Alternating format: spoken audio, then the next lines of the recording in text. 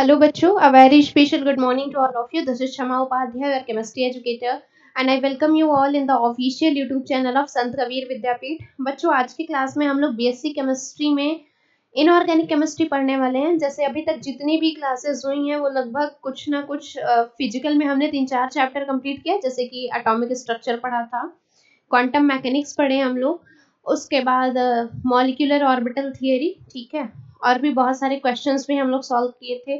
Then अगर हम लोग ऑर्गेनिक में जाएं तो कहीं ना कहीं कार्बोहाइड्रेट्स पढ़ लिए थे, ठीक है। उसके बाद कार्बोहाइड्रेट के बाद हम लोग स्टीरियो केमिस्ट्री डिस्कस किए। लेकिन अभी तक इनऑर्गेनिक केमिस्ट्री में कुछ बच्चों के मैसेज आए थे कि इनऑर्गेनिक केमिस्ट्री की हमें कोऑर्डिनेशन केमिस्ट्री की क्लास चाहिए, ठीक है। तो आज की क्लास में हम लोग कोऑर्डिनेशन कंपाउंड्स के बारे में पढ़ेंगे, जो मेनली कोऑर्डिनेशन केमिस्ट्री के अंदर आता है, ठीक है। होता क्या है आप सभी को पता ही होगा कि जैसे बात आती है इनऑर्गेनिक केमिस्ट्री की, तो इनऑर्गेनिक केमिस्ट्री में टोटल 3 तरीके के कंपाउंड पाए जाते हैं, ठीक है, कि टोटल 3 तरीके के कंपाउंड होते हैं इनऑर्गेनिक केमिस्ट्री में। इसको हम नोट कर लेते हैं।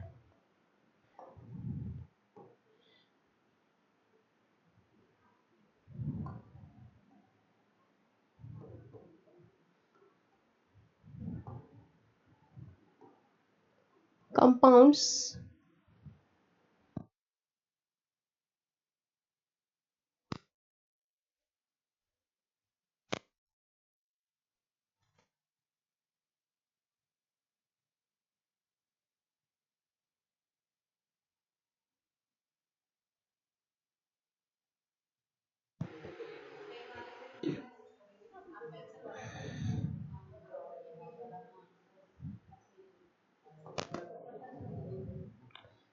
ठीक है। तो आज की क्लास में बच्चों हम लोग इनऑर्गेनिक केमिस्ट्री में बात करेंगे कोऑर्डिनेशन कंपाउंड की। तो सबसे पहले बात करते हैं कंपाउंड्स इन इनऑर्गेनिक केमिस्ट्री, क्योंकि हमें पता है ना कि केमिस्ट्री में ऑर्गेनिक में हम पढ़ते हैं कुछ और, इनऑर्गेनिक में पढ़ते हैं कुछ और, फिजिकल में कुछ और, तो लगभग कंफ्यूजन बना ही रहता है। तो सबसे पहले बात कर लेते हैं कि इनऑर्गेनिक केमिस्ट्री में आपके कौन कौन से कंपाउंड हैं, ठीक है। तो टोटल 3 कंपाउंड पाए जाते हैं इनऑर्गेनिक केमिस्ट्री में।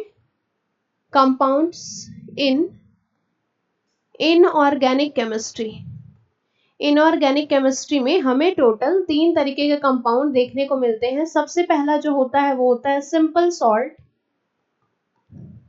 Simple salt. सेकेंड वन की अगर हम बात करें तो इसको बोलते हैं हम डबल सॉल्ट या फिर लैटिस कंपाउंड भी बोलते हैं। और अगर तीसरे की हम बात करें तो तीसरा जो होता है कंपाउंड वो होता है कॉम्प्लेक्स कंपाउंड और कोऑर्डिनेट कंपाउंड,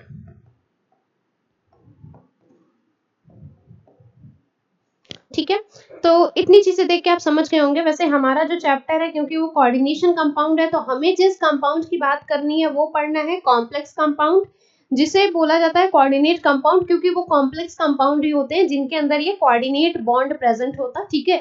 एक कॉम्प्लेक्स तरीके का ये बॉन्ड होता है, इसलिए ऐसे कंपाउंड को हम क्या बोलते हैं, कॉम्प्लेक्स कंपाउंड। लेकिन उसके पहले हमें देखना पड़ेगा ये सिंपल सॉल्ट क्या होता है और डबल सॉल्ट क्या होता है। तो छोटी छोटी डेफिनेशंस इनकी आपको पता होनी चाहिए। तो सबसे पहले बात कर लेते हैं सिंपल सॉल्ट की, ठीक है। तो नॉर्मल भाषा में इसको कहा जाए तो साधारण नमक, और आप सभी को पता है कि साधारण नमक क्या होता है, वही जो हम लोग घर में यूज करते हैं। फॉर एग्जाम्पल आप सबसे अच्छा जो जानते हो वो क्या है, NaCl है, ठीक है। NaCl क्या होता है, सोडियम क्लोराइड, ठीक है। सॉल्ट जो हम लोग डेली बेसिस पे यूज करते हैं वही होता है।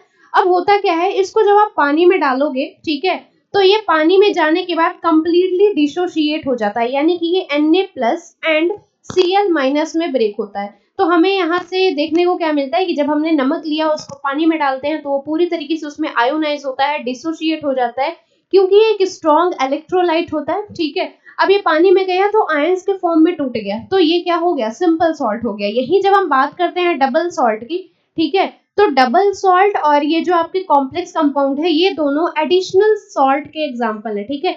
या फिर हम कहें तो ये एडिशनल कंपाउंड्स हैं। एडिशनल कंपाउंड्स का मतलब ये है बेटा, नाम से ही क्लियर है, एडिशनल है ना, यानी कि ऐसे जो ऐड करके बनाए जाते हैं। तो ऐड किसको करते हैं, अभी हमने देखा सिंपल सॉल्ट ना, तो सिंपल सॉल्ट को ही ऐड करेंगे यहाँ पे। यानी कि अगर हम सिंपल सॉल्ट को ले लें, ठीक है, कम से कम आपके 2 सिंपल सॉल्ट अगर मिल रहे हैं तो वो एडिशनल कंपाउंड बनाते हैं जिसके अंदर आपके double salt and complex compound दोनों आते हैं, ठीक है। अब सबसे पहले ये हम बात कर लें कि इन दोनों में से एक एक को लेके चलेंगे कि डबल सॉल्ट क्या होता है और कॉम्प्लेक्स कंपाउंड क्या होता है। तो आपको ये ध्यान रखना कि ये दोनों एडिशनल कंपाउंड के एग्जांपल है, यानी कि जब 2 सिंपल सॉल्ट मिलेंगे तो आपके ये दोनों कंपाउंड बनेंगे, ठीक है। अब इसमें जो पहला है वो है डबल सॉल्ट, ठीक है। तो हम अब डबल सॉल्ट की बात करते हैं। डबल सॉल्ट क्या होता है, नाम से क्लियर है आपको, डबल है ना, तो डबल का मतलब कि कम से कम 2 होने ही चाहिए, ठीक है। अब डबल सॉल्ट भी होता है, वो भी एक तरीके से नमक ही होता है, ठीक है, लेकिन बात ये है कि जैसे हमने देखा NaCl, NaCl जब हमने लिया तो वो पानी में कंप्लीटली आयोनाइज हो गया, उसके दोनों ions Na plus and Ca minus पानी में हमें मिलते हैं, ठीक है। लेकिन जब यही हम बात करते हैं डबल सॉल्ट की, तो डबल सॉल्ट जो होता है, जैसे कि आप कई सारे एग्जांपल्स जानते हो, लाइक पोटास अलम, फटकरी, मोहर सॉल्ट, ये सारे आपके जो एग्जांपल है ये डबल सॉल्ट के ही एग्जांपल है, ठीक है। अब इनमें होता क्या है बच्चे, देखते हैं। देखिए जैसे कि अगर हम बात करें पोटास एलम की, ठीक है, पोटास एलम की अगर हम बात करें तो इसका फॉर्मूला हो जाता है आपका K2SO4 इंटू Al2SO4 का थ्राइस इंटू 24H2O, ठीक है।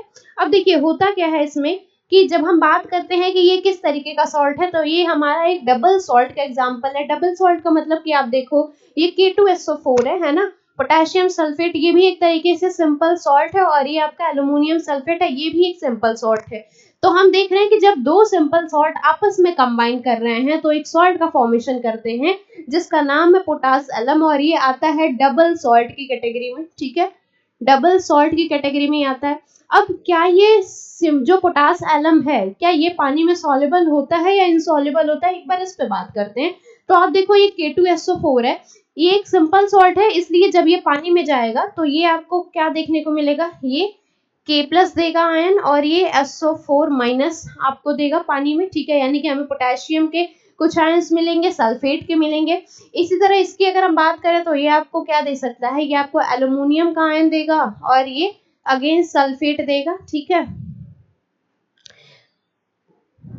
इसी तरीके से ये वाटर मॉलिक्यूल है। एक चीज ध्यान रखेंगे, पानी में जाके जो डिसॉल्व होता है, ठीक है, जैसे कि जब अभी हमने लिया NaCl या फिर आप ये ले लो K2SO4, ये पानी में गए तो डिसोशिएट हो गए। पानी में जाके जो डिसोशिएट हो जा रहा है इसका मतलब कि उनके बीच में जो बॉन्ड प्रेजेंट है बेटा वो आयनिक बॉन्ड है, ठीक है। तो इन सारे के बीच में जो बॉन्ड प्रेजेंट होता है वो आयनिक बॉन्ड होता है। लेकिन अगर यहीं आप बात करोगे H2O को कि मैम क्या H2O जो है वो पानी में जाके H+ या OH- देगा, तो बेटा H2O जो है वो ऑलरेडी एक वाटर मॉलिक्यूल ही है, तो वो पानी में तो पहली चीज जाके टूटता नहीं है, ठीक है, खुद ही पानी है।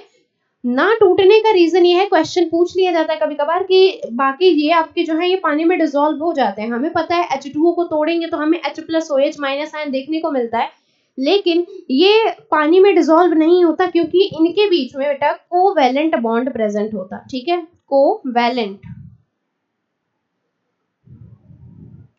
कोवैलेंट बॉन्ड प्रेजेंट होता, ठीक है। तो ध्यान ये रखना कि इन सारे में आपको आयनिक बॉन्ड देखने को मिलता है। आयनिक क्या होता है, जो आपके एक नॉन मेटल और नॉन मेटल से मिलके जो बॉन्ड बनता है वो होता है आयनिक बॉन्ड। लेकिन वही जब हम नॉन मेटल, ठीक है, सॉरी, मेटल और नॉन मेटल से जो मिलके बनता है वो आपका होता है आयनिक बॉन्ड, यानी कि अगर मेटल और नॉन मेटल कंबाइन कर रहे हैं तो आपके आयनिक बॉन्ड बनाएंगे। वहीं अगर हम कोवैलेंट की बॉन्ड करें तो ये आपके नॉन मेटल और नॉन मेटल के बीच में ये बॉन्ड हमें देखने को मिलता है। तो कभी भी अगर कोवैलेंट बॉन्ड है तो क्योंकि यहाँ पे इलेक्ट्रॉनों की जो शेयरिंग होती है वो म्यूचुअल होती है, ठीक है, ऑक्टेट रूल में हम लोग पढ़ते हैं कि म्यूचुअल शेयरिंग की वजह से ये इजिली टूटते नहीं है, ठीक है, या फिर टूटते नहीं है। लेकिन यही अगर हम बात करें आयनिक की, तो 2 आयंस आपस में मिलते हैं, पानी में जाके ये डिसॉल्व हो जाते हैं, कंप्लीटली डिसोशिएट हो जाते हैं क्योंकि ये स्ट्रॉन्ग इलेक्ट्रोलाइट होते हैं। तो अब इनको पोटास एलम या फिर डबल सॉल्ट क्यों कहते हैं, सबसे पहले आप समझे कि 2 को मिला के बनाया गया इसलिए ये डबल सॉल्ट का एग्जांपल है, ठीक है। अब बात यह है कि इसके और सिंपल सॉल्ट के बीच में डिफरेंस क्या है, क्योंकि है तो दोनों सॉल्ट ही, है ना। कॉम्प्लेक्स अलग हो जाता है क्योंकि वहां पे कोऑर्डिनेट बॉन्ड का फॉर्मेशन होता है, लेकिन यहाँ पे हमें देखने को मिल रहा है कि किसी भी तरीके का कोई बॉन्ड प्रेजेंट नहीं है, यानी कि जिस तरीके से सॉल्ट था सिंपल सॉल्ट उसी तरीके से ये क्या है, डबल सॉल्ट। फिर क्वेश्चन बच्चों के दिमाग में ये आता है, ठीक है, कि आखिर अगर ये सॉल्ट है, ये भी एक सॉल्ट ही है, सिंपल सॉल्ट कंबाइन करके ही बनाया गया है, तो फिर क्या ये स्टेबल नहीं है? क्यों ये डबल सॉल्ट हो गया? क्यों ये सिंपल सॉल्ट नहीं रहा? तो एक चीज समझेंगे कि आपका जो सिंपल सॉल्ट था वो सॉल्यूशन के फॉर्म में, ठीक है, यानी कि जब वो सॉलिड स्टेट में था, हर एक चीज की दो स्टेट होती है, आपको पता ही होगा। जैसे आपने नमक लिया, जब आपने आपने मान लो NaOH लिया, ठीक है, आप लैब में जाते होगे तो आप देखते होगे NaOH जो हम लेते हैं तो वो हमें सॉल्यूशन के फॉर्म में भी मिलता है, यानी कि लिक्विड फॉर्म में, ठीक है, एक्वस जिसको बोलते हैं। और कभी कभी हमें NaOH जो है वो आपको सॉलिड स्टेट में भी मिलेगा, ठीक है, ऐसे छोटे छोटे वो दाल के जैसे, जैसे दाल के दाने होते हैं ना, उसी तरीके से NaOH आपको लैब में मिलता है। तो वो होता क्या है कि ऐसे कंपाउंड जो आपके solid state as well as liquid और मोल्टेन या एक्वस सॉल्यूशन कुछ भी कह लो, यानी कि ऐसे कंपाउंड आपके जो सॉलिड स्टेट में और लिक्विड स्टेट में दोनों में सॉल्युबल होते हैं, वो आपके सिंपल सॉल्ट थे। लेकिन यहाँ डबल सॉल्ट के साथ क्या दिक्कत होती है बेटा, कि ये आपके जो हैं ये सॉलिड स्टेट में तो सॉल्युबल होते हैं, ठीक है, इसको हम लिख लेते हैं, ये एक इंपॉर्टेंट पॉइंट हो जाता है कि डबल सॉल्ट आर, ठीक है, double salts are soluble in solid state but insoluble in solutions, ठीक है। कहने का मतलब क्या है कि जिस तरीके से हमने देखा कि जब आपके सिंपल सॉल्ट थे तो वो solid as well as liquid दोनों स्टेट में क्या होते हैं, सॉल्युबल होते हैं। लेकिन यही जब हम बात करते हैं डबल सॉल्ट की, या फिर पोटास एलम ले लो आप, फिटकरी, मोहर सॉल्ट, कुछ भी आप लेंगे, तो ये जो होते हैं ये सॉलिड स्टेट में तो सॉल्युबल होते हैं, लेकिन ये क्या होते हैं, जैसे ही आप इनको पानी में डालोगे ये डिसॉल्व होंगे तो कई सारे आयंस के फॉर्म में ये टूट जाएंगे। जैसे कि अभी हमने ऊपर देखा कि अब आपने मान लो कि मोहर सॉल्ट लिया, ठीक है, सॉरी पोटास एलम लिया और उसको पानी में डाल दिया, अब आप कितने टेस्ट यहाँ से करोगे, एक तो पोटेशियम है, सल्फेट है, एल्यूमिनियम है, सल्फेट है, तो कई सारी चीजों में ये टूट जाता है, इसलिए ये क्या होते हैं, वाटर में सॉल्युबल नहीं होते हैं, क्या होते हैं, इनसॉल्युबल होते हैं। तो ये आपका था बेटा डबल सॉल्ट। आगे हम बात करते हैं कि कॉम्प्लेक्स कंपाउंड क्या होते हैं, ठीक है, जो हमें पढ़ना है, जिस चैप्टर जिस चीज की हमें इसमें स्टडी करनी है वो आपके होते हैं कॉम्प्लेक्स कंपाउंड। कॉम्प्लेक्स कंपाउंड तो ये क्या होते हैं, इनको भी हम बाकी दोनों से रिलेट करेंगे। पहला सॉल्ट जो पानी में पूरी तरीके से टूट जाता है, दूसरा था डबल सॉल्ट जो सॉलिड स्टेट में तो सॉल्युबल रहता है, लेकिन जैसे ही हम उसको पानी में डालते हैं तो वो कई सारे आयंस का टेस्ट देता है, ठीक है, इसलिए वो इनसॉल्युबल हो जाता। वही तीसरा है वो है कॉम्प्लेक्स कंपाउंड, यानी कि ऐसे कंपाउंड जो वाटर में या फिर सॉलिड स्टेट में या लिक्विड स्टेट में सॉल्युबल नहीं होते हैं, ऐसे कंपाउंड्स को हम कहते हैं कॉम्प्लेक्स कंपाउंड, ठीक है। अब ये सॉल्युबल क्यों नहीं होते, जैसे इनका भी आप एग्जांपल लेते हैं, ठीक है।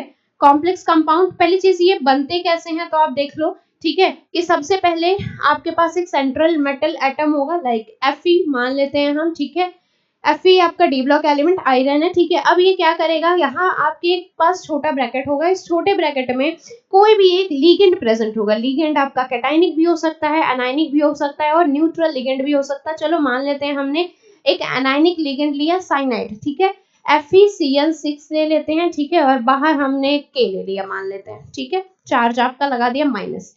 अब ये है क्या, मेनली ये आपका जो कंपाउंड है जो आप देख रहे हो, इस तरीके का कंपाउंड जो है इसको बोलते हैं कॉम्प्लेक्स कंपाउंड। और इस पूरे चैप्टर में हमें इस तरीके के कंपाउंड दिखेंगे जिनकी हम स्टडी करेंगे, ठीक है। चाहे आप बात करो नॉमेनक्लेचर की, चाहे आप इनके बेसिक्स को पढ़िए, नाम इनका लिखो, विविटी पढ़ो, वर्नर्स थ्योरी पढ़िए, CFT, आगे जितनी भी चीजें हम पढ़ेंगे वो इनके बारे में ही पढ़ेंगे, यानी कि आपको कुछ ऐसे कंपाउंड्स मिलेंगे, फर्दर आपको आगे का प्रोसेस करना होगा, ठीक है। तो अब ऐसे कंपाउंड्स जो होते हैं बेटा इनको कहते हैं कॉम्प्लेक्स कंपाउंड। अब ये होता कैसे है, ये बना कैसे है, सबसे पहले ये देखो, एक आपका सेंट्रल मेटल होता है आयरन, जैसे मान लीजिए हमने इसको बीच में रख दिया, ठीक है। उसके बाद आप देखोगे कि यहाँ पे ये Cn जो है ये साइनाइड है, एक अनायनिक लिगेंड है, क्योंकि Cn पे चार्ज होता है -1। अब ये आपको देखना है कि यहाँ पे Cn कितनी बार है, तो ये Cn जो है ये 6 टाइम प्रेजेंट है, यानी कि ये मेटल से डायरेक्टली क्या है, जुड़ा हुआ है, ठीक है। तो कोई भी लिगेंड डायरेक्टली जब मेटल से जुड़ता है, बॉन्ड बनाता है, ठीक है, तो ऐसे कंपाउंड को हम कहते हैं कॉम्प्लेक्स कंपाउंड, ठीक है। मान लो अब यहाँ पे ये Fe था, अब इसने कितने Cn से बॉन्ड बनाए, अगर हम इसकी बात करें तो आपने देखा है कि टोटल 6 साइनाइड हैं, ठीक है। तो ये आपका हो गया 1 2, ठीक है, 3 4 5 एंड 6, ठीक है। तो कुछ इस तरीके का इसका हमें स्ट्रक्चर देखने को मिलेगा। इस स्ट्रक्चर में हो क्या रहा है कि number of anionic ligands bind with central metal, ठीक है। अगर ये डायरेक्टली उनसे बॉन्ड बना रहे हैं तो ऐसे कंपाउंड को हम कहते हैं कॉम्प्लेक्स कंपाउंड। आपको ध्यान ही रखना है कि ये सेंट्रल मेटल और लिगेंड के बीच में जो बॉन्डिंग है, इस बॉन्डिंग को क्या बोलते हैं, तो ये होता है कोऑर्डिनेट बॉन्ड। और यही वो बॉन्ड है जिसके वजह से ये कंपाउंड आपके क्या हो जाते हैं, कॉम्प्लेक्स कंपाउंड होते हैं। जनरली मान लेते हैं कि अगर ये कॉम्प्लेक्स कंपाउंड नहीं होते तो हमें क्या देखने को मिलता कि अब मान लो इसको हमने पानी में डाला, जब हम इसको पानी में डालेंगे तो ये हमें क्या देखने को मिलेगा। अभी तक हमने जितने कंपाउंड लिए जब हम उनको पानी में डाल रहे थे, तो जैसे इसको हम पानी में डालेंगे तो उनका ब्रेक डाउन होता था। जैसे कि हमने NaCl लिया, पानी में डाला तो वो Na plus and Cl minus में टूट गया। इसी तरीके से अगर आप FeCN6 के पोटेशियम हेक्सा साइनोफेरेट, ठीक है, नाम इसका होता है, आगे पढ़ेंगे कि नाम लिखते कैसे हैं, ठीक है। ये आपका है पोटेशियम हेक्सा साइनोफेरेट, अगर आपको पता है तो बहुत अच्छी बात है। तो इसको जब हम पानी में डालेंगे तो हमें देखने को क्या मिलेगा कि ये आपका बेटा K प्लस तो देगा, ठीक है। K प्लस जो है यानी कि ये जो पोटेशियम है जो इस ब्रैकेट के बाहर है, वो जब पानी में जाएगा तो वो आयोनाइज हो जाएगा, यानी कि वो K प्लस आयंस देगा। लेकिन ये जो है ये आपके, मान के चलिए अगर आपको लग रहा है कि ये Fe2 प्लस दे देगा, Cl माइनस दे देगा, तो ऐसा बिल्कुल नहीं होगा, ठीक है। तो हमें ये देखने को नहीं मिलता। अगर ऐसा मिलता तो हम कह सकते थे कि ये डबल सॉल्ट है, ठीक है। लेकिन ऐसा ना होने की वजह से ये किस कैटेगरी में आ जाते हैं, कॉम्प्लेक्स कंपाउंड के कैटेगरी में आते हैं, क्योंकि ये इजीली टूटते नहीं है, पानी में जाके डिसॉल्व नहीं होते, आयंस का टेस्ट नहीं देते, इसलिए ये क्या है, कॉम्प्लेक्स कंपाउंड है क्यों, तो इनके बीच में ये बॉन्ड प्रेजेंट होता है, कोऑर्डिनेट बॉन्ड, जिसके वजह से ये आसानी से नहीं टूट पाते हैं, क्योंकि ये जो बॉन्ड होता है कोऑर्डिनेट, ये एक तरीके से कॉम्प्लेक्स बॉन्ड माना जाता है। इसी वजह से इस बॉन्ड के थ्रू बनने वाले जितने कंपाउंड होते हैं उनको हम लोग कॉम्प्लेक्स कंपाउंड कहते हैं, ठीक है। तो इतनी चीजें हमने देख ली हैं। अब आपसे कभी कभार जनरली एक डिफरेंस पूछा जाता है कि मान के चलो कि मान लीजिए आपने डबल सॉल्ट लिया, ठीक है, क्योंकि ये दोनों एडिशनल कंपाउंड के ही एग्जांपल हैं, तो दोनों में अंतर क्या है, तो एक आपका है डबल सॉल्ट और दूसरा है कॉम्प्लेक्स कंपाउंड, ठीक है। तो सबसे पहले इनकी बात करेंगे हम कि इन दोनों के बीच का डिफरेंस क्या है। तो पहला है और ये मान लेते हैं दूसरा। तो सबसे पहली चीज हम ये देखेंगे कि हमने क्या देखा कि आपका जो डबल सॉल्ट है वो पानी में जाके क्या हो रहा है, डिसॉल्व हो जा रहा है, ठीक है, यानी कि ये पानी में जाके डिसोशिएट हो जाता है। दूसरा सबसे बड़ा चीज जो था वो क्या था कि इट गिव्स आयंस टेस्ट। ये जब पानी में जाएगा तो आयंस का टेस्ट देगा। जैसे कि जब हमने लिया पोटास एलम तो हमें K2SO4 में हमने देखा कि उसने पोटेशियम का भी टेस्ट दिया, सल्फेट का भी दिया, इसी तरह एल्यूमिनियम का भी मिला, सल्फेट का मिला। लेकिन अगर वहीं आपने FeCN6 ले लिया था, पोटेशियम हेक्सासाइनोफेरेट, तो हमें क्या मिला कि सिर्फ पोटेशियम का ही टेस्ट मिलता है, क्योंकि साइनो और फेरेट आपके जो हैं ये ब्रैकेट के अंदर है और ब्रैकेट में कोऑर्डिनेट बॉन्ड प्रेजेंट है। सो हम यहाँ पे लिख सकते हैं it does not gives ions test, ठीक है। तो ये आयंस का टेस्ट देगा आपका और ये दूसरा वाला नहीं देगा। दूसरा सबसे बड़ी चीज कि इसमें जो बॉन्ड प्रेजेंट होता है बेटा वो आयनिक बॉन्ड होता है, और यहाँ पे जो बॉन्ड प्रेजेंट होता है ये क्या होता है, कोऑर्डिनेट बॉन्ड होता है,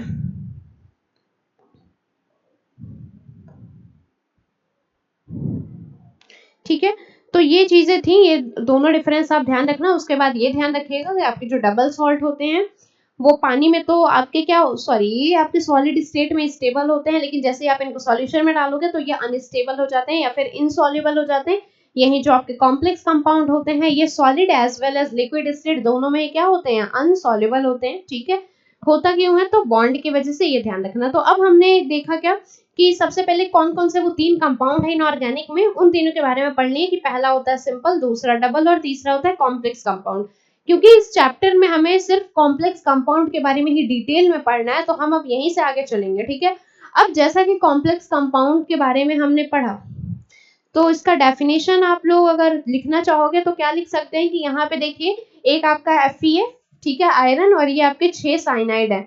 अब 6 कहाँ से लिया, तो ये आपका 6 है, ये आपका जो नंबर लिया है ना ये बोलते हैं इसको कोऑर्डिनेशन नंबर, ठीक है। आगे हम लोग इस पे बात करेंगे। यहाँ पे आयरन, ये जो Fe है आपका, ये है सेंट्रल मेटल एटम। अब ये सेंट्रल मेटल एटम डायरेक्टली, एक वर्ड है डायरेक्टली, इसको ध्यान रखिएगा, ठीक है, कि डायरेक्टली ये साइनाइड से कितने बॉन्ड बना रहा है वही क्या होता है, कोऑर्डिनेशन नंबर होता है। अगर कॉम्प्लेक्स कंपाउंड की बात करें तो अगर एक मेटल है वो किसी भी लिगेंड, चाहे वो कैटायनिक हो चाहे वो एनायनिक हो या फिर वो न्यूट्रल लिगेंड हो, उससे वो डायरेक्टली टच में आ रहा है, बॉन्ड बना रहा है, तो जो भी कॉम्प्लेक्स का फॉर्मेशन होगा, जो भी कंपाउंड का फॉर्मेशन होगा, उनको हम बोलते हैं कॉम्प्लेक्स कंपाउंड। ठीक है, चलिए आगे चलते हैं और बात करते हैं।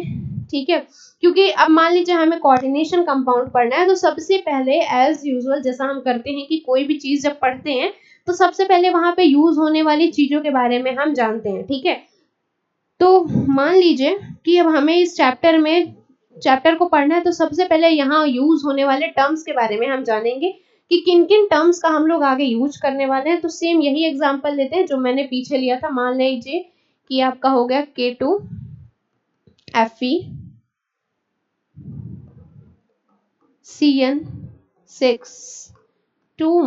ठीक है, अब आपके सामने ये है, यहाँ से मैं आपको कई सारे डेफिनेशंस हम बता देंगे, उस चीज को आपको ध्यान से समझना है। देखो सबसे पहले ये आपका जो Fe है ये मेटल है, आपको पता ही होगा। आयरन क्या होता है, डी ब्लॉक एलिमेंट में 3D सीरीज का एक मेटल है, एटॉमिक नंबर इसका होता है 26। ठीक है, तो Fe का जब हम बात करेंगे तो ये आपका, अब इसको यहाँ पे मेटल ना बोल के, सिर्फ मेटल ना बोल के बोलते हैं सेंट्रल मेटल एटम। क्यों बोलते हैं, क्योंकि ये सेंटर में प्रेजेंट है। ठीक है, तो सबसे पहले Fe क्या हो गया, सेंट्रल मेटल एटम। ठीक है, ये आपका जो पोटेशियम है ये क्या है, कैटायन है, बाहर आया है। कैटायन क्यों, क्योंकि इस पे चार्ज क्या होता है, प्लस का होता है। ये जो आपका साइनाइड है ये एक एनायन है। ठीक है, अब आप आगे पढ़ोगे इसमें कि लीगेंड तो है ये। ठीक है, ये इस ब्रैकेट के अंदर, छोटे वाले ब्रैकेट के अंदर जो कुछ भी रहेंगे उनको एक वर्ड बोलते हैं लीगेंड्स। ठीक है, तो ये आपके लीगेंड है। अब बात आगे हम जब चलेंगे तो देखेंगे ये लीगेंड भी कई तरीके के होते हैं। ठीक है, कभी ये मोनोडेंटेड होते हैं, कभी ये बाइडेंटेड होते हैं, कभी ये पॉलीडेंटेड होते हैं। ठीक है, आगे फर्दर अगर हम इनके चार्ज के बेसिस से बात करें तो कुछ कैटायनिक होंगे, कुछ एनायनिक होंगे, कुछ न्यूट्रल लिगेंड होंगे, तो बहुत सारे हैं। ठीक है, पर अब यहाँ पे आपको सिर्फ ये ध्यान रखना कि इस ब्रैकेट में जो भी होगा, चाहे वो कैसा भी लिगेंड है, आप उसको एक साथ बोलेंगे कि ये इस ब्रैकेट में आने वाला जो भी होगा वो एक लिगेंड होगा। ये आपका सेंट्रल मेटल हो गया। ये नंबर जो यहाँ पे लिखा हुआ है बेटा, ये आपका 6 के जगह 3, 4, 5 कुछ भी हो सकता है। और ये जो नंबर है इसको हम बोलते हैं कोऑर्डिनेशन नंबर। कोऑर्डिनेशन नंबर बोलते हैं इसे, यानी कि हिंदी वाले बच्चों, हिंदी में इसको समन्वय संख्या बोला जाता है। ये आपका क्या होता है, कोऑर्डिनेशन नंबर होता है। उसके बाद बात करते हैं ये ब्रैकेट का। ठीक है, मैथ्स में हम इसको कह लेते थे कि ये ब्रैकेट है, लेकिन यहाँ पे ये नहीं बोलेंगे कि ये ब्रैकेट है। ठीक है, इस ब्रैकेट को हम बोलते हैं कोऑर्डिनेशन स्फीयर। Coordination sphere. ठीक है, उसके अलावा कई सारे स्टैंडर्ड बुक्स में आप देखोगे तो इसको एंटिटीज भी बोला जाता है। तो कोऑर्डिनेशन स्फीयर आप बोल लो या फिर एंटिटीज बोलोगे, बात ये बड़े वाले ब्रैकेट की हो रही है। ठीक है, उसके बाद हमारे पास एक और टर्म बच गया, ये ऊपर अगर कोई चार्ज लिखा है, नहीं लिखा बहुत अच्छी बात है, पर अगर कोई चार्ज लिखा है प्लस माइनस के साथ लिखा है, जैसे कि यहाँ पे -2 है। ठीक है, तो ये जो चार्ज होता है इसको हम बोलते हैं ऑक्सीडेशन स्टेट। ऑक्सीडेशन स्टेट, यानी कि अगर ये कंपाउंड है तो इसके पास जो चार्ज है वो कौन से ऑक्सीडेशन स्टेट में प्रेजेंट है। ठीक है, ये सारी चीजें ये आपके टर्म्स डिसाइड करेंगे। अब क्या होता है कि हम एक एक करके इन टर्म्स को समझते हैं कि ये होते क्या है। ठीक है, तो सबसे पहले हम बात करेंगे कोऑर्डिनेशन स्फीयर का। तो ये ब्रैकेट, ठीक है, मेनली आपसे इनका डेफिनेशन नहीं पूछा जाएगा तो आप उसके लिए परेशान ना, बस आपको ये समझ में आना चाहिए कि ये होता क्या है। बड़े वाले ब्रैकेट को कोऑर्डिनेशन स्फीयर बोलते हैं। जो नंबर है ये कोऑर्डिनेशन नंबर है। कोऑर्डिनेशन नंबर एग्जाम में कभी कभार पूछ लिया जाता है कि कोऑर्डिनेशन नंबर क्या होता है। ठीक है, तो आप इसका डेफिनेशन लिख सकते हो, कोऑर्डिनेशन नंबर क्या होते हैं।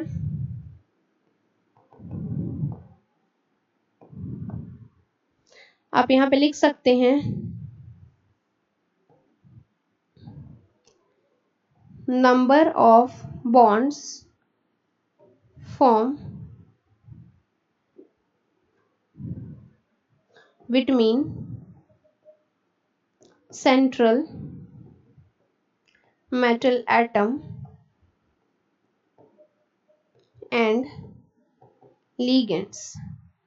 आप चाहो तो यहाँ एक वर्ड और ऐड कर लीजिए, आपका डेफिनेशन और ज्यादा अट्रैक्टिव होगा। आप यहाँ पे लिख लो डायरेक्टली। ठीक है, यानी कि अगर आपसे कोई पूछे कि कोऑर्डिनेशन नंबर क्या होता है, यानी कि समन्वय संख्या आपको बतानी है, तो आप क्या देंगे कि directly number of bonds form between central metal atom and ligand. यानी कि अगर आपके सामने एक लिगेंड है, अब अभी मैंने आपको बताया कि लिगेंड क्या होगा, यहाँ पे ये साइनाइड है, और अगर आपके पास ये है एक मेटल सेंट्रल मेटल एटम यानी कि Fe, तो साइनाइड और आयरन के बीच में डायरेक्टली कितने बॉन्ड्स बन रहे हैं, ठीक है, ये कौन बताएगा, कोऑर्डिनेशन नंबर बताएगा। जैसे कि इससे ठीक पहले मैंने इसका स्ट्रक्चर भी बनाया था और हमने देखा था कि वहां पे जैसे यहाँ पे लिखा कितना है 6, तो टोटल जो स्ट्रक्चर में 6 थे वो 6 क्या है, साइनाइड लिगेंड है। आप देख लेंगे, इसको आप 1 बोल दो, ये आपका हो गया 2 3 4 5 एंड 6। अब आपको देखने को क्या मिल रहा है कि आपके ये जो 1 से 6 हैं साइनाइड, ये डायरेक्टली किससे जुड़े हुए हैं, ये बीच में जो आयरन है उससे जुड़े हैं, ठीक है। तो डेफिनेशन समझ में आया कि आपके जो साइनाइड, अब ये साइनाइड है क्या, लिगेंड ही तो है, एनाइनिक लिगेंड है क्योंकि चार्ज इस पे होता है -1। अब ये anionic ligand directly central metal atom से कितने बॉन्ड बना रहा है, ये कौन बताएगा, कोऑर्डिनेशन नंबर बताएगा। जैसे कि यहाँ पे टोटल 6 बॉन्ड है और हम देख रहे हैं कि इस वाले एग्जांपल में हमारे पास क्या है, टोटल यहाँ पे जो कोऑर्डिनेशन नंबर लिखा है वो भी क्या है, 6 है, ठीक है। चलिए, तो ये हो गया हमारा टर्म्स, कुछ टर्म्स हमने देख लिए। तो अब आपको ध्यान ये रखना कि कोऑर्डिनेशन नंबर क्या है, ऑक्सीडेशन स्टेट क्या होता है, इसको भी देख लीजिए बेटा। अगर आपसे किसी ने पूछ लिया कि ऑक्सीडेशन स्टेट की डेफिनेशन बताओ, ठीक है, क्योंकि ये जनरली पूछे जाते हैं, कॉमन वर्ड है, हर जगह यूज होता है, तो आपको पता होना चाहिए, ठीक है। ऑक्सीडेशन स्टेट कैसे आप बताएंगे, ऑक्सीडेशन स्टेट होता है कि टोटल नंबर होते हैं, ठीक है, जो ओवरऑल चार्ज को आपको रिप्रेजेंट करते हैं। जैसे कि अभी हमने ऊपर देखा कि आपके जो बड़े वाले ब्रैकेट था यानी कि कोऑर्डिनेशन स्फीयर या फिर एंटिटी, ठीक है, उसको हम क्या बोलते हैं कि देखो अब उसके ऊपर जो ओवरऑल चार्ज था दिखाते हैं आपको, ठीक है। जैसे कि ये आपका था चार्ज, जैसे कि आप मान लो ये आपका क्या है, कॉम्प्लेक्स कंपाउंड, इसके ऊपर जो चार्ज लिखा है 2-, ठीक है। तो ये एक इलेक्ट्रिकल चार्ज है जो ओवरऑल सभी एटम के ऊपर है, तो ये overall charge of the atom जो होता है वही क्या होता है, कोऑर्डिनेशन नंबर होता है। एक और चीज देख लीजिए, हमने इसके बारे में बात नहीं की है, छूट रहा था, ठीक है। ये सिर्फ जब हम इसको लिखेंगे आयुपैक नेम इसका लिखेंगे तो इसको हम मानेंगे कैटायन है, लेकिन इसको बोलते हैं स्पेक्टेटर आयन। ये आपका होता है स्पेक्टेटर आयन, ठीक है। स्पेक्टेटर आयन का मतलब क्या है, स्पेक्टेटर मतलब दर्शक होते हैं, ठीक है। जैसे कि मान लो क्रिकेट के स्टेडियम में होता क्या है कि सब लोग क्रिकेट नहीं खेलते, क्रिकेट तो कुछ ही लोग खेलते हैं ना। जैसे मान लीजिए टीम इंडिया खेल रही है, तो क्रिकेट तो टीम इंडिया खेल रही है, लेकिन देखने के लिए तो पूरी इंडिया बैठी हुई है। तो जो पूरी इंडिया है वो एक स्पेक्टेटर आयन है, लेकिन जो क्रिकेट खेल रहे हैं वो कौन है, वो तो टीम इंडिया है। तो ये स्पेक्टेटर आयन क्या होते हैं कि जो दर्शक होते हैं, जो आपके मान लीजिए बीच में कॉम्प्लेक्स कंपाउंड है, तो ये कॉम्प्लेक्स कंपाउंड को देख रहे हैं, उसके अंदर पार्टिसिपेट नहीं करते, इसीलिए जब हम पानी में इसको डालते हैं तो K+ जो होता है, K जो होता है पोटेशियम, वो तो आयोनाइज हो जाता है, लेकिन बीच वाला पार्ट वो नहीं आयोनाइज होता, ठीक है। तो ये बाहर वाला क्या है, स्पेक्टेटर आयन है, जिसको हम दर्शक बोलते हैं। और इसको आप मान लो क्योंकि ये आयोनाइज हो जाता है, इसलिए इसको हम आयोनाइजेबल आयन भी कहते हैं, ठीक है। तो ये कैटायन लिखने से बेटर है कि आप इसको लिखो ionisable ion,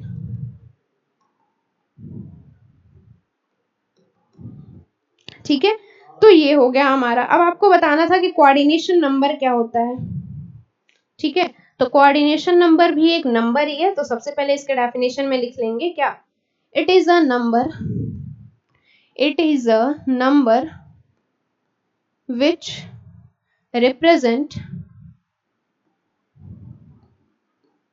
the overall charge of an atom, ठीक है। यानी कि ये भी एक क्या है, नंबर है, जो किसी भी एटम या फिर मॉलिक्यूल के ऊपर ओवरऑल कितना चार्ज आ रहा है वो कौन बताएगा, उसका ऑक्सीडेशन स्टेट बताएगा। आगे हम सीखेंगे इसको निकालना, हमें हर एक कंपाउंड के ऊपर ऑक्सीडेशन स्टेट निकालना आना चाहिए, हम लोग चेक करके निकालते हैं, ठीक है। जैसे कि यहीं पे हम बात करते हैं थोड़ी सी, ऑक्सीडेशन स्टेट अगर आपको निकालना है तो आप क्या करोगे। जैसे कि मान लीजिए हमने एक एग्जांपल लिया था KFeCN6, ठीक है। अब हमें यहाँ पे ऑक्सीडेशन स्टेट निकालना किसका है, तो हम इसकी भी बात करेंगे। ऑक्सीडेशन स्टेट बेटा हमेशा जो निकालते हैं वो मेटल्स के निकालते हैं, ठीक है। अब देखो यहाँ पे मेटल क्या है, तो ये है आयरन, ठीक है। आपको पता होना होगा कि आपके जो मेटल्स हैं, जैसे कि आपसे कोई पूछे कि भाई मेटल हैं उनका ही ऑक्सीडेशन स्टेट क्यों निकालते हैं, या फिर यहाँ पे सिर्फ आयरन ही क्यों लिया गया है, या ध्यान रखिएगा यहाँ पे जो भी मेटल होगा ठीक है। Maximum most of the cases में वो आपका डी ब्लॉक एलिमेंट होगा। आप पीरियोडिक टेबल पढ़े हो, डी ब्लॉक एलिमेंट जानते ही होंगे, ठीक है। तो हम सिर्फ डी ब्लॉक एलिमेंट ही क्यों लेते हैं यहाँ पे, इस चीज को आपको पता होना चाहिए। क्यों नहीं, जिस तरीके से हमने साइनाइड में कुछ भी ले लिया, कैटायन एनायन न्यूट्रल एटम सब कुछ ले लिया, उसी तरह मेटल भी तो चेंज कर सकते हैं ना। हमारे पास पीरियोडिक टेबल में टोटल 118 एलिमेंट है, तो हम कुछ भी ले सकते हैं, पर आयरन ही क्यों लिया, ठीक है। देखो मोस्ट ऑफ द केसेस में यहाँ पे Fe की जगह जो होगा वो सिर्फ और सिर्फ आपका डी ब्लॉक एलिमेंट होगा, ठीक है। डी ब्लॉक एलिमेंट, अब डी ब्लॉक एलिमेंट ही क्यों लेना है, तो देख लीजिए, क्योंकि जो आपको डी ब्लॉक एलिमेंट होते हैं ये, ठीक है, D block elements have tendency to show variable oblique multiple, variable को ही बोलते हैं मल्टीपल ऑक्सीडेशन स्टेट, ठीक है। देखिए डी ब्लॉक एलिमेंट की जो टेंडेंसी होती है मैक्सिमम ऑक्सीडेशन स्टेट शो करने की, यानी कि एक से ज्यादा अपने पास ऑक्सीडेशन स्टेट रख सकते हैं, ठीक है। मैक्सिमम अगर हम बात करें डी ब्लॉक में, तो अगर आप 3D सीरीज में जाओगे तो मैग्नीज जिसका ऑक्सीडेशन हाईएस्ट होता है कितना, उसके पास टोटल होते हैं +6 और वो हाईएस्ट शो करता है +7। इसी तरीके से आप अगर 4D सीरीज में जाते हैं, 5D सीरीज में जाते हैं, आपको एलिमेंट्स मिलते हैं, ऑस्मियम होता है, इरिडियम होता है, ये काफी लार्ज नंबर में +8 तक इनका ऑक्सीडेशन स्टेट जाता है। तो कई सारे अलग अलग ऑक्सीडेशन स्टेट शो करने की टेंडेंसी होने की वजह से हम यहाँ पे क्या लेते हैं, डी ब्लॉक एलिमेंट लेते हैं, ठीक है। कि मान लो अगर Fe लिया, Fe को जरूरत पड़ गया तो वो फेरिक में बदल गया, जरूरत पड़ने पे वो फेरस में भी कन्वर्ट हो सकता है, यानी कि वो 2+ भी दे सकता है और 3+ भी दे सकता है। अगर आपने यहाँ सोडियम ले लिया, ठीक है, तो सोडियम तो बेचारा उसके पास तो होता ही नहीं है वेरिएबल ऑक्सीडेशन स्टेट, उसके पास तो एक ही होता है +1, तो हम उसको यहाँ पे कैसे ले सकते हैं। तो सोडियम के पास सिर्फ एक ऑक्सीडेशन स्टेट होता है, लेकिन यहीं अगर हम बात करें सिर्फ डी ब्लॉक एलिमेंट की, तो वो higher number of oxidation state अपने पास रखते हैं, ठीक है। आपसे कोई पूछ ले कि आपके सामने मेटल्स की अगर बात करें कि सिर्फ मेटल क्यों लिया गया, एस ब्लॉक में भी तो मेटल है, तो क्या उनको नहीं ले सकते, तो आप बता दोगे कि नहीं एस ब्लॉक वाला नहीं ले सकते, हम क्या लेंगे, डी ब्लॉक एलिमेंट। क्यों, क्योंकि एस ब्लॉक वाले क्या है, एस ब्लॉक वाले के पास, क्योंकि इनके पास वैलेंस इलेक्ट्रॉन सिर्फ एक होता है फर्स्ट वाले सीरीज में, दूसरी सीरीज में 2 वैलेंस इलेक्ट्रॉन, तो ज्यादा वैलेंस इलेक्ट्रॉन ना होने की वजह से ये multiple variable oxidation state show नहीं कर सकते, ठीक है। इसलिए आप देखे होंगे कि Na जब कभी भी आता है तो सिर्फ प्लस में आता है, ठीक है। Na के ऊपर जो चार्ज होता है वो प्लस लिखा होता है, जैसे यहाँ पोटेशियम लिखा है ना, K, स्पेक्टेटर एन क्या है K, तो K भी आपका क्या है, पहले ग्रुप का एलिमेंट है पोटेशियम, तो इस पे भी चार्ज क्या होगा, +1 ही होगा, ठीक है। आपने कहीं आपने पोटेशियम 2+, 3+ नहीं देखा होगा, ठीक है। अगर देखा भी होगा तो वो हाईली अनस्टेबल होंगे। लेकिन अगर हम वही बात करें आयरन की, ठीक है, तो आयरन 2+, 3+ मैक्सिमम में पाया जाता है। ऐसा क्यों, क्योंकि इनके पास टेंडेंसी होती है एक से ज्यादा ऑक्सीडेशन स्टेट शो करने की। और अगर अंदर जाएं, ठीक है, देखिए, और अंदर अगर आपको जाके बताया जाए ऐसा होता क्यों है, तो डी ब्लॉक एलिमेंट ही क्यों, टेंडेंसी तो इनके पास होती है, क्यों। लेकिन देखो अब इसका सबसे जवाब अच्छा जो रीजन है वो बताएगा इसका इलेक्ट्रॉनिक कॉन्फ़िगरेशन। जब हम डी ब्लॉक का कॉन्फ़िगरेशन करते हैं बेटा, तो हमें देखने को मिलता है ये होता है N-1D1 2 10 NS1 2 2, ठीक है। लेकिन अगर यही हम एस ब्लॉक की बात कर ले, ठीक है, कि एस ब्लॉक वाला क्यों नहीं देगा, तो इसका कॉन्फ़िगरेशन होता है NS1 2 2, ठीक है। यानी कि NS में अगर आप जाओगे तो या तो सिर्फ आपको एक इलेक्ट्रॉन देखने को मिलेगा या तो 2 मिलेगा। लेकिन अगर यहीं आप डी ब्लॉक के केस में जाते हैं तो देखिए N-1D जिसमें आप मैक्सिमम 10 इलेक्ट्रॉन फिल कर सकते हो, उसके अलावा NS के भी 2 इलेक्ट्रॉन। अब होता क्या है, जब आप इनमें कॉन्फ़िगरेशन करेंगे, आगे जाएंगे, तो ये दोनों N-1D और NS इन दोनों की एनर्जी लगभग बराबर होती है, ठीक है। आगे हम नहीं बताएंगे क्योंकि टॉपिक से फिर हम लोग भटक जाएंगे, आगे कुछ चले जाएंगे। इन दोनों की एनर्जी लगभग सेम होती है, आप चेक कर लेना खुद से, N+L रूल लगा देना, ठीक है। क्या होता है वो हम बता चुके हैं आगे क्लासेस में पीछे, ठीक है। तो N+L रूल लगाओगे, ठीक है, N+L रूल लगा के आप देखेंगे तो आप देखोगे पाओगे कि N-1D और NS इन दोनों की एनर्जी लगभग क्या होती है, बराबर होती है। एनर्जी इन दोनों की लगभग बराबर होने की वजह से ये दोनों कॉन्फ़िगरेशन में पार्टिसिपेट करते हैं। और अगर जरूरत पड़ी, जैसे कि इनकी कॉन्फ़िगरेशन जब हम करेंगे तो हम देखते हैं कॉपर और क्रोमियम ये दोनों एनॉमलस बिहेवियर शो करते हैं among all the 3D elements, ठीक है। क्यों करते हैं, क्योंकि जो कॉपर और क्रोमियम होते हैं ये दोनों एक्स्ट्रा स्टेबल होने के लिए जरूरत पड़ने पे S में जो 2 इलेक्ट्रॉन होते हैं उनसे एक इलेक्ट्रॉन ले लेते हैं अपने पास ही, ठीक है। तो होता क्या है कि इनकी एनर्जी लगभग बराबर है, दोनों बॉन्डिंग में पार्टिसिपेट करते हैं, इसलिए ये कई सारे ऑक्सीडेशन स्टेट शो करते हैं।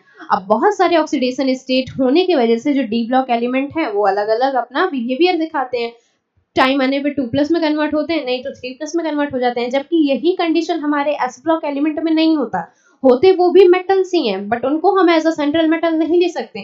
क्यों नहीं ले सकते? क्योंकि उनके पास क्या होता है, आपके वो भी आपके एस ब्लॉक एलिमेंट है, लेकिन उनके पास एक ही वैलेंस इलेक्ट्रॉन होता है, उनके पास नहीं है टेंडेंसी ज्यादा ऑक्सीडेशन स्टेट शो करने की। ठीक है, तो ये हमने रीजन लिख लिया। हम आए कहाँ थे? ऑक्सीडेशन स्टेट निकालने। ठीक है, तो हम अभी क्या करते हैं, इसको हटा देते हैं और ऑक्सीडेशन स्टेट निकालते हैं कि अगर आप ऑक्सीडेशन स्टेट निकालना है तो आप क्या करोगे। ठीक है, तो आपके सामने कंपाउंड क्या था, एक बार फिर से लिखते हैं। ठीक है, देखिए हमें निकालना ऑक्सीडेशन स्टेट, हमने डेफिनेशन लिखा है कि ये भी एक क्या होता है, नंबर होता है जो ओवरऑल चार्ज को बताता है। अब यहाँ पे चार्ज निकालते किसका है, सेंट्रल मेटल एटम का।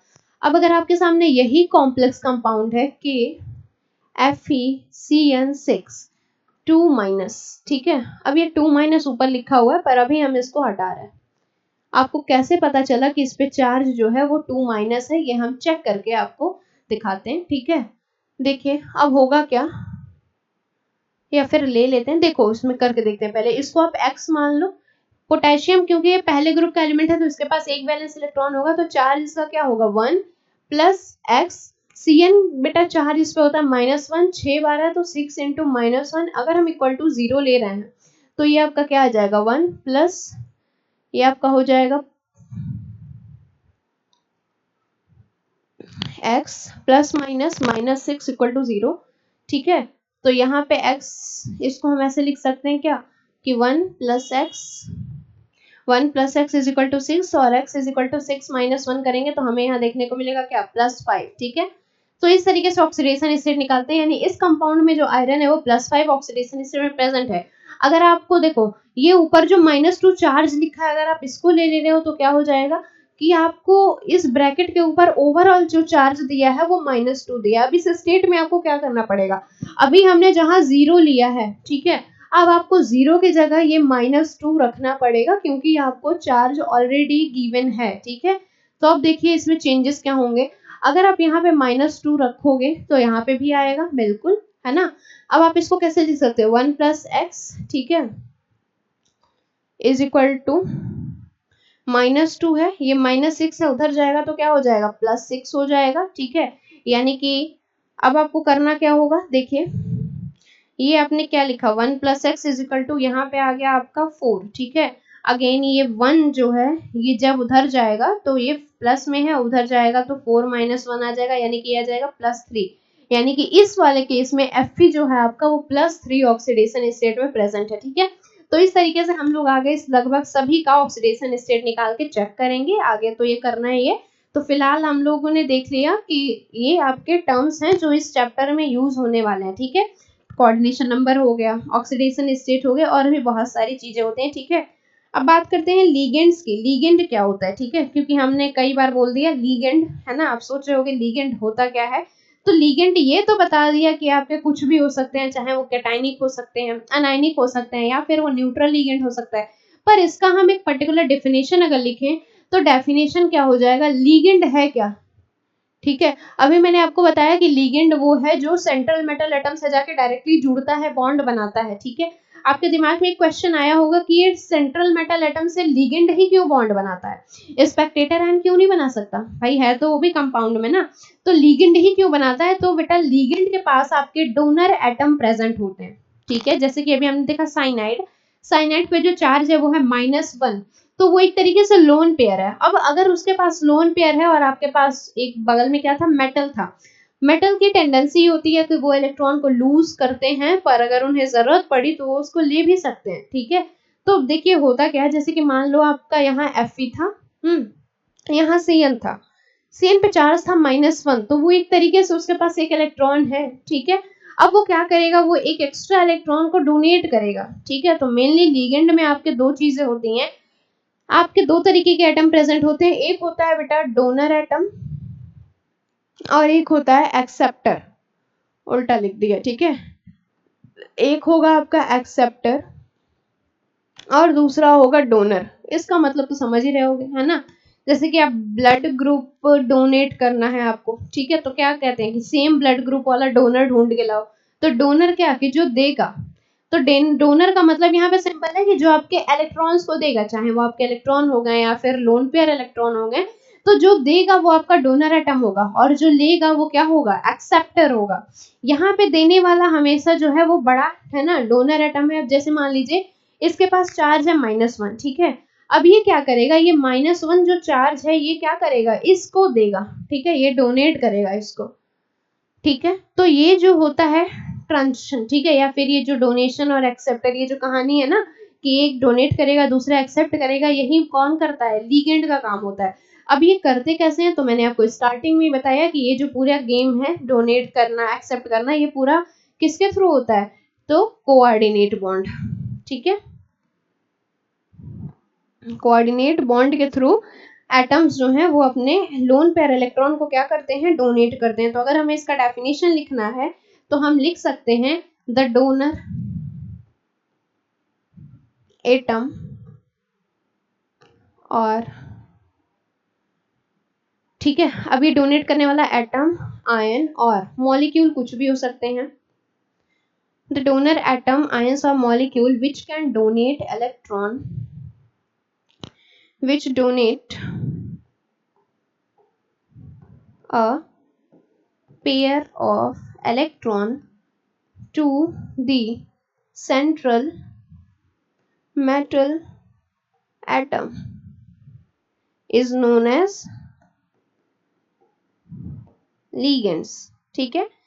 यानी कि कोई एटम, आयन या फिर मॉलिक्यूल कोई भी है जो आपके अपने एक पेयर ऑफ एटम को डोनेट कर रहा है, ठीक है, या फिर pair of electron. Electron of pair में क्यों बोला गया, क्योंकि अगर आपके दो इलेक्ट्रॉन है तो वो मिलके एक बॉन्ड बनाते हैं। अगर इनको बॉन्ड इनके बीच का हटा दिया जाए तो ये दो इलेक्ट्रॉन है, अब ये दोनों जोड़े में है, ठीक है, ये दोनों जाएंगे तो ही एक बॉन्ड का फॉर्मेशन हो रहा है। तो कोई भी एटम हो गया डोनर एटम, ठीक है, डोनेट करने वाला तो डोनर एटम हो गया, चाहे वो आयन होगा चाहे वो मॉलिक्यूल होगा। अगर वो अपने पेयर ऑफ इलेक्ट्रॉन को डोनेट कर रहा है सेंट्रल मेटल एटम को, तो वो क्या कहलाता है, लीगेंड कहलाता है, ठीक है। तो इस तरीके से हमने देख लिया कि लीगेंड क्या होते हैं। अब मैंने आपको पहले ही बताया कि ये लीगेंड कौन कौन से हो सकते हैं, ठीक है। फॉर एग्जाम्पल की अगर हम बात करें तो ये आपके कैटाइनिक लीगेंड, एनाइनिक लीगेंड और न्यूट्रल लीगेंड।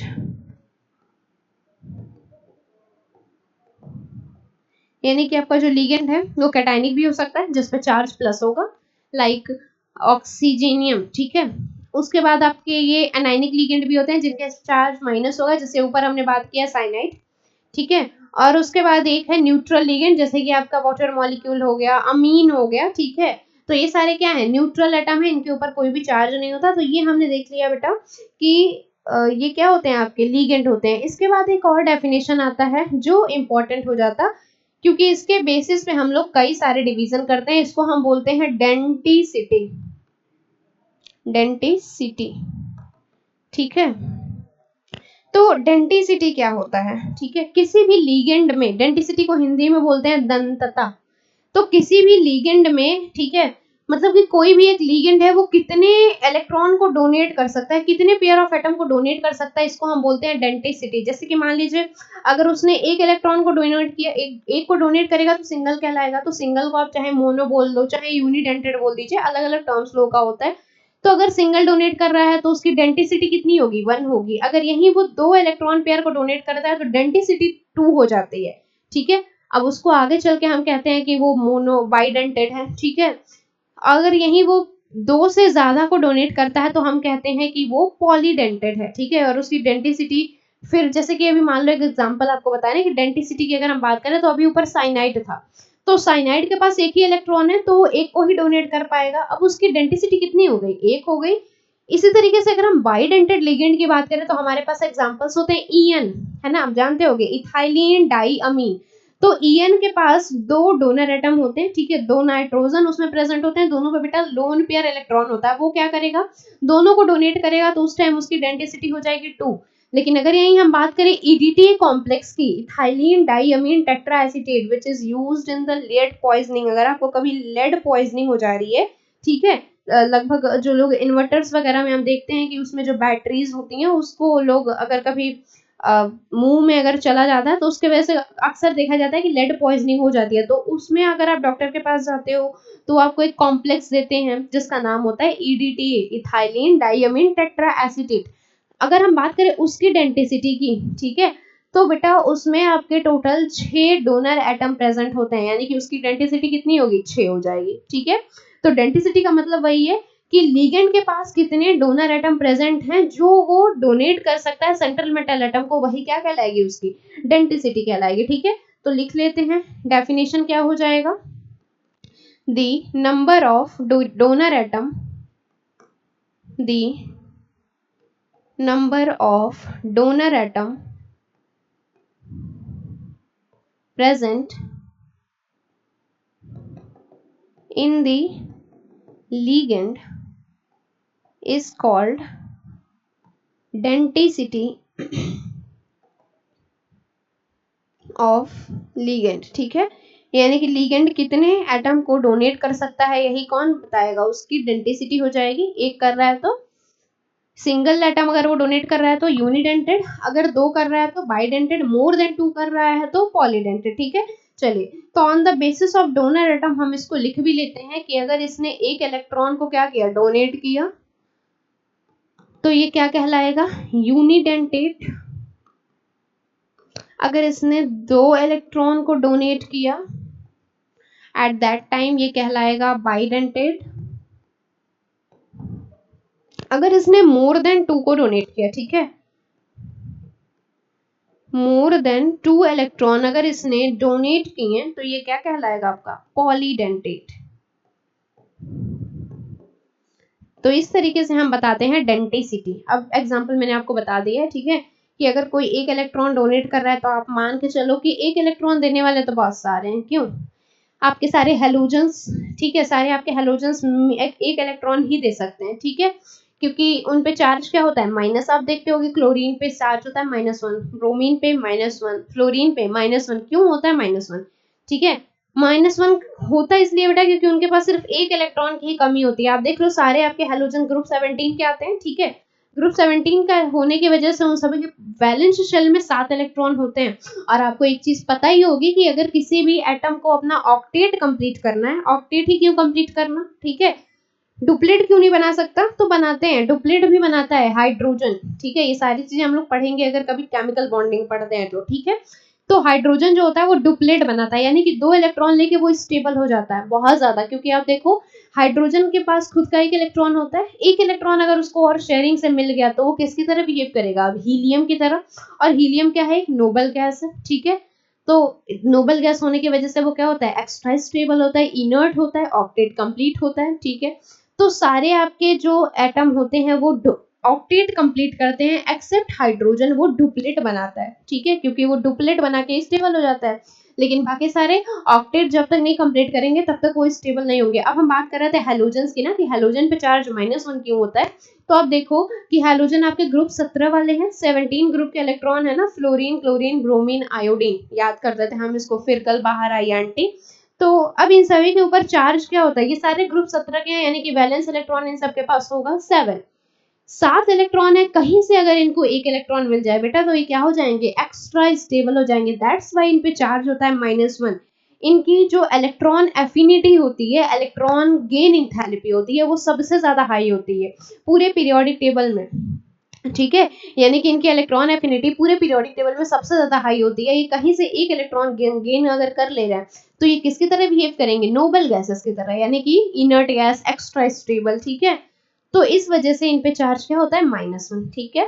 अब इसी तरह अगर ऑक्सीजन का आप निकालना चाहो तो आप देखोगे ऑक्सीजन पे चार्ज हम -2 क्यों लिखते हैं, क्योंकि ऑक्सीजन ग्रुप 16 का है, उसके पास 6 वैलेंस इलेक्ट्रॉन है, ऑक्टेट कंप्लीट करने के लिए उसको 2 इलेक्ट्रॉनों की कमी, इसीलिए उस पे चार्ज क्या होता है, -2 होता है। कि अगर ऑक्सीजन पे चार्ज -2 है, अगर ऑक्सीजन ने डबल बॉन्ड बनाया है तो वो क्या है, एक्स्ट्रा स्टेबल होता है, उस टाइम पे वो नोबल गैस की तरह बिहेव कर रहा है। तो यहाँ हम बात कर रहे थे कि जितने हैलोजेंस होते हैं उन पे चार्ज होता है, ठीक है, उन पे चार्ज होता है बेटा -1, ठीक है। लाइक अगर आप देखे होगे तो एग्जाम्पल की अगर हम बात करें यहाँ पे, तो आप ले लो फ्लोरीन, क्लोरीन, ब्रोमीन, आयोडीन, ठीक है। इन सब पे चार्ज होता है -1। इनके अलावा अगर हम बात कर लें साइनाइड, आप ले लो, साइनाइड पे चार्ज हो गया -1, जो भी हम कब से एग्जांपल में ले आ रहे हैं। तो इन सब पे चार्ज -1 है, यानी कि इनके पास सिर्फ एक ही इलेक्ट्रॉन है जिसको ये डोनेट कर सकते हैं। दैट्स वाई इनकी जो डेंसिटी होगी वो 1 होगी, ठीक है। तो इसलिए इनको हम कहते हैं यूनिडेंटेड लिगेंड। अगर हम बात करें बाइडेंटेड लिगेंड की क्या होगा, तो ऐसे आपके एटम या फिर आयंस जो 2 इलेक्ट्रॉन पेयर को डोनेट कर सकते हैं उनको हम बोलते हैं बाइडेंटेड लिगेंड। अब 2 इलेक्ट्रॉन डोनेट करने के लिए उनके पास होना भी चाहिए। अब इसका जो बेस्ट एग्जांपल होता है वो आप मान के चलो ईएन होता है, ठीक है। ईएन का पूरा नाम होता है इथाइलिन डाई अमीन, ठीक है। इथाइलिन डाइअमीन, इसके पास 2 इलेक्ट्रॉन होते हैं जिनको ये डोनेट कर सकता है, इसलिए इसकी जो डेंसिटी होती है वो कितनी होती है, 2 होती है, ठीक है। अगर आप इसको दिखना चाहो, इसका स्ट्रक्चर कुछ ऐसा होता है, ठीक है। देख लीजिए, आपके पास सबसे पहले 2 CH2 होंगे, ठीक है, और इनसे जुड़ा होगा 2 NH2। अब मैंने आपको जैसा कि बताया था कि नाइट्रोजन पे क्या होंगे, लोन पेयर इलेक्ट्रॉन होंगे, होता ही है, ठीक है। तो अब ये दोनों लोन पेयर इलेक्ट्रॉन को ये क्या करेंगे, डोनेट करेंगे सेंट्रल मेटल एटम को। अब अगर दोनों डोनेट कर रहे हैं तो इनकी डेंसिटी क्या हो जाएगी, 2 हो जाएगी, इसलिए क्या है, बाइडेंटेड लिगेंड है। अगर मोर देन 2 एटम को ये डोनेट कर रहे हैं तो उस कैटेगरी में आ जाते हैं ये पॉलीडेंटेड लिगेंड के, ठीक है। कि अगर मोर देन 2 डोनेट करेंगे तो ये क्या कहलाएंगे, पॉलीडेंटेड लिगेंड कहलाएंगे। और इसका एग्जांपल होता है बेटा EDTA, ठीक है। फुल नेम होता है इसका इथाइलिन डाइअमीन टेट्रा एसीटेट, ठीक है। इसको समझेंगे आप, ये क्या होता है, देखिए होगा क्या इसमें। सेम आपने ये जैसे स्ट्रक्चर देखा है आपने ईएन का, बच्चों को इसका स्ट्रक्चर ना बहुत ज्यादा कॉम्प्लिकेटेड लगता है, क्यों, देख लीजिए एक बार। पर ऐसा कुछ है नहीं, उतना ज्यादा तो नहीं है। देखो, आपने ध्यान रखना है ये ईएन का स्ट्रक्चर, यानी कि आपके पास 2 कार्बन होंगे, 2 आपके NH2 होंगे, और दोनों पे एक लोन पेयर होगा। तो सबसे पहले हम इसे ही ड्रॉ कर लेते हैं, ठीक है। देखो, ये आपका हो गया CH2, ये आपका हो गया CH2, देख लेना वैलेंसी सेटिस्फाई कर रही है यानी, ठीक है। तो उसके बाद यहाँ पे होगा, ठीक है। अब देखो यहाँ एक NH2 है और एक यहाँ NH2 है, ये किसका स्ट्रक्चर हो गया आपका, तो ये आपका हो गया किसका, अमीन, सॉरी ईएन का, है ना, इथाइलिन डाइअमीन का। वैलेंसी कार्बन की चेक कर लीजिएगा, कार्बन ने 2 बॉन्ड हाइड्रोजन से बनाए हैं, 2 इधर, ठीक है। 4 यहाँ पे भी 4 हो गया और ये भी 4 हो गया। तो ये अभी आपने जो स्ट्रक्चर बनाया है बेटा, ये आपने किसका बनाया है, ईएन का स्ट्रक्चर बनाया है, यानी कि ये भी सेम यही तो है जो आपने ऊपर बनाया। ईएन में यहाँ पे क्या है, 2 लोन पेयर इलेक्ट्रॉन है। अब देखो, हमें ईएन का ध्यान रखना है और ईएन से ही EDTA बना लेना है। कैसे बनाएंगे, ईएन का स्ट्रक्चर आपने ध्यान रखना है। अब यहाँ पे आप देख रहे होगे कि EDTA का हमने पूरा नाम क्या लिखा है, ethylene diamine tetra acetate. Tetra acetate जानते होगे, एसीटेट, एसिटिक एसिड, CH3COOH, यही होता है शायद, हाँ। तो अब देखो, आपको क्या करना है, ये एसीटेट तो है ही, लेकिन उसके अलावा टेट्रा लिखा हुआ है। टेट्रा का मतलब समझते हैं, केमिस्ट्री में टेट्रा मतलब 4 होता है, यानी कि ये इथाइलिन डाइअमीन जो है ये तो आपका ईएन हो गया। उसके अलावा ये रेस्ट जो बच रहा है क्या, ये इथाइलिन डाइअमीन, ये आपका इतना पार्ट है तो ईएन कहलाएगा ना। उसके बाद ये बच क्या रहा है, टेट्रा एसीटेट, इसलिए मैंने ईएन का स्ट्रक्चर बनाया और अब यहीं से हम बनाएंगे टेट्रा एसीटेट। टेट्रा एसीटेट का अगर हमें बनाना है तो देखो यहाँ पे 4 जोड़ना है ना एसीटेट आयन, तो 2 हाइड्रोजन यहाँ से हटा रहे हैं और 2 हाइड्रोजन हम यहाँ से हटा रहे हैं। अब 2 हाइड्रोजन को हटा के हम यहीं पे क्या जोड़ देंगे, 2 एसीटेट आयन, यानी कि CH3COO-, ये हो जाएगा CH3COO-। सेम काम हमें इधर करना है, आपको ले लेना है CH3COO- और यहाँ से एक और जोड़ दो CH3COO-, ठीक है। तो ये अब जो आपका स्ट्रक्चर हो गया, ये आपका स्ट्रक्चर है EDTA का, ठीक है, यानी कि इथाइलिन डाइअमीन टेट्रा एसीटेट। तो यही वो कंपाउंड है जो लेड पॉइजनिंग में यूज किया जाता है, और भी इसके बहुत सारे एग्जाम्पल हैं।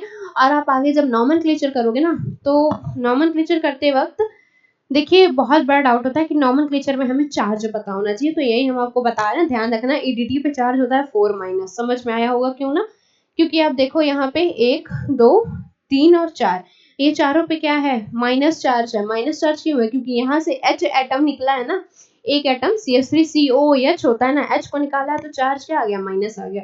तो ये 4 माइनस चार्ज इसके ऊपर रिप्रेजेंट करते हैं, 4 माइनस इसका चार्ज होता है, ठीक है। ध्यान रखिएगा ईडीटी पे चार्ज 4-, यही जो En है आपका, ये बाइडेंटल लिगेंड तो है, पर अगर हम इसके चार्ज की बात करें कि ये कैसा चार्ज है, ठीक है, यानी कि कैटाइनिक है, एनाइनिक है या न्यूट्रल चार्ज है, तो ईडीटी आपका एनाइनिक लिगेंड कहलाएगा, क्योंकि इसमें चार्ज है 4-।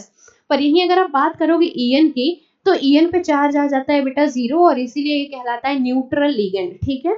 तो ये ध्यान रखना। फिलहाल हम बात कर रहे थे कि डेंटिसिटी की बेसिस पे आपके जो ये हैं, ठीक है, जो लिगेंड है वो कितने हो सकते हैं, कितने तरीके के, यूनिडेंटेड हो सकता है, बाइडेंटेड और पॉलीडेंटेड हो सकता है। पॉलीडेंटेड का एग्जांपल हमने लिया EDTA। अब देखेंगे कि जैसे कि देखो यूनिडेंटेड में 1 इलेक्ट्रॉन डोनेट करना था, बाइडेंटेड में 2, पॉलीडेंटेड में हम कितना ले सकते हैं, 3, 4, 5, तो EDTA कितना डोनेट कर सकता है, देखिए EDTA के पास चार्ज कितना है, 4, तो इसका ये हो गया, ठीक है, यानी कि 4, तो ये चार्ज जो है माइनस वाला इसको डोनेट करेगा। उसके अलावा इसके पास ये 2 लोन पेयर भी हैं, ठीक है, तो 4 और 2 कितने हो गए, 6 हो गए। तो टोटल इसकी जो डेंटिसिटी है वो कितनी हो जाएगी, EDTA की डेंटिसिटी बेटा हो जाएगी कितनी, 6, यानी कि ये कैसा लिगेंड है, ये आपका हेक्साडेंटेट लिगेंड है, ठीक है, जो किसी भी एटम को 6 इलेक्ट्रॉन पेयर क्या करता है, डोनेट कर सकता है, ठीक है। इसके बाद अगर हम बात करें तो हमारा सिर्फ एक और बचा हुआ है, एक लिगेंड, उसको भी हम जल्दी से डिस्कस कर लेते हैं। एक लिगेंड होता है एम्बीडेंटेड लिगेंड, ठीक है, तो इसको हटा देते हैं, ठीक है, आप लोग देख लेना एम्बीडेंटेड लिगेंड क्या होते हैं। इसकी अगर हम बात करते हैं तो इसको कुछ ऐसे लिखते हैं, एम्बीडेंटेड लिगेंड, ठीक है। तो ये भी लिगेंड होता है एक ही, लिगेंड तो एक ही होता है, लेकिन ये दिक्कत इसके साथ ये है कि जैसे यूनी हमने पढ़ा, यूनी मतलब जिसके पास एक डोनर एटम है, उसी तरीके से एम्बीडेंटेड लिगेंड भी होता है, यानी इसके पास लिगेंड जो है वो एक ही रहेगा, पर इसके पास डोनर जो साइट होंगे वो 2 होंगे, यानी कि ये एक साइड इधर से भी डोनेट करेगा और एक इधर से भी डोनेट करेगा, तो इसका डेफिनेशन हो जाएगा, ठीक है। डेफिनेशन लिख लेते हैं हम, एक तरीके से ये यूनिडेंटेड लिगेंड ही है, ठीक है, तो unidentate ligand which have more than one donor site, unidentate ligand in which, लिख लीजिएगा, in which more than one donor site is present is known as एम्बीडेंटेड ligand, यानी कि ऐसे लिगेंड जिनके पास एक से ज्यादा डोनर साइट प्रेजेंट है वो क्या कहलाएंगे, एम्बीडेंटेड लिगेंड कहलाएंगे। इसका बेस्ट एग्जांपल है बेटा NO2। NO2 जो होता है वो आपका एक नाइट्रो ग्रुप होता है। अब देखो ये एम्बीडेंटेड लिगेंड कैसे कहलाएगा, ये 2 तरीके से कैसे डोनेट कर सकता है। आपको पता है कि नाइट्रोजन पे क्या होता है, लोन पेयर इलेक्ट्रॉन होते हैं, कितने, तो एक लोन पेयर होगा। इसी तरीके से ऑक्सीजन पे जो लोन पेयर इलेक्ट्रॉन होता है वो 2 होते हैं, है ना, आपको पता ही है, ऑक्सीजन पे 2 लोन पेयर इलेक्ट्रॉन होते हैं और नाइट्रोजन पे हमने ऊपर देखा 1। अब होगा क्या, ये देखो, इसको एम्बीडेंटेड लिगेंड इसलिए बोला गया है क्योंकि अभी जब आप आगे कोऑर्डिनेशन पढ़ेंगे या फिर आगे हम जितनी भी बातें करेंगे, तो NO2 एम्बीडेंटेड लिगेंड इसलिए होता है क्योंकि ये दोनों साइड से बॉन्ड बना सकता है, यानी कि अगर हम बात करें मेटल से जुड़ने की, तो ये N के थ्रू भी जुड़ सकता है, O के थ्रू भी जुड़ सकता है। N के थ्रू जब ये जुड़ेगा तो इसको हम लिखते हैं नाइट्राइटो N, लेकिन अगर यहीं ये O के थ्रू जुड़ता है तो इसको हम लिखते हैं, क्या लिखेंगे इसे हम, नाइट्राइटो N, ठीक है।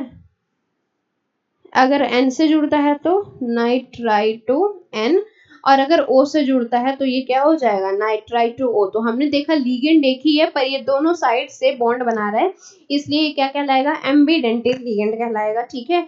तो इसलिए क्योंकि ये दोनों तरीके से क्या कर सकता है, लिंक कर सकता है, जुड़ सकता है। तो इस तरीके से हमने बेसिक टर्म्स जो होते हैं यहाँ पे जितनी चीजें आगे यूज करनी है, यहाँ से भी क्वेश्चंस आपके बन सकते हैं, ठीक है, बनते हैं एग्जाम में। तो आप लोग इसको पढ़ो। अब नेक्स्ट अगली क्लास में हम जब आएंगे तो नॉमेनक्लेचर करेंगे कि आपने जो अभी सीखा है कि कॉम्प्लेक्स कंपाउंड ये होता है, उसके टर्म्स को बात कर लिए, ठीक है। अब इनका हम नाम कैसे लिखें, नाम लिखना भी एक आपस में आप में एक टास्क ही है, ठीक है। थोड़ा सा हार्ड हो जाता है क्योंकि उसके कई सारे रूल होते हैं। तो नाम लिखेंगे कैसे हम, इनका IUPAC नॉमेनक्लेचर कैसे करेंगे, वो सारी चीजें सीखेंगे। तब तक के लिए आप इतना पढ़िए। Thank you so much.